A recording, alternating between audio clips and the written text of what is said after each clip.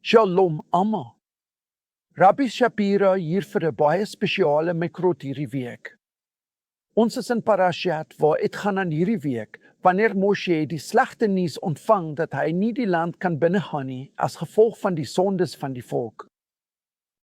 Hoekom is dit dat Moshe in sy grootheid, die een wat Hashem van aangesig tot aangesig gesien het, nie die land kan binnegaan nie? Die Torah gebruik hier die woord Vayit-Aper, wat kom van die Hebreëse woord Avera. Die Torah leer ons dat Moshe die Averot, sondes, oortredings, foute ensovoorts van die Joodse volk op homself geneem het. Hy het die woord Loma in Gem gebruik, wat die meervoudsvorm is van die woord Loma in Ga ter wille van hulle. Nou, die Torah laat nie toe dat ons 'n menslike offer bring nie, so hoe kan dit wees dat Moses sy eie lewe opoffer? Jy sien, in Judaïsme word dit Mesirut Nefesh genoem. Dis bo die wet van die Torah. Yeshua leer dat iemand wat sy lewe aflê vir sy eie broer bo die Torah staan.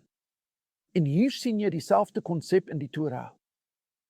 Moshe Rabbeinu lê sy lewe neer vir sy eie volk, net soos die Mashiach sy lewe neer lê vir sy eie volk. Hy is 'n beeld van die Messias. Dit is 'n prototipe vir die Messias, sodat hulle kan ingaan. Onthou dit dat die dood van 'n regverdige wat sy lewe onvoorwaardelik gee, hierdie dood versoen vir die sondes van die generasie. Wat 'n pragtige beeld van Messias Yeshua vir ons. Dit staan eenvoudig in die Gemara, Mitat Tzadikim Mechaperet, wat beteken die dood van die regverdige versoen. So vandag kan jy selfs bo die Torah uitstyg. Lê jou lewe neer vir jou broers en susters en op hierdie manier sal jy die absolute en ware wese van die Torah vervul. Dit is vriende ons Mikrot vir hierdie week. Shalom almal.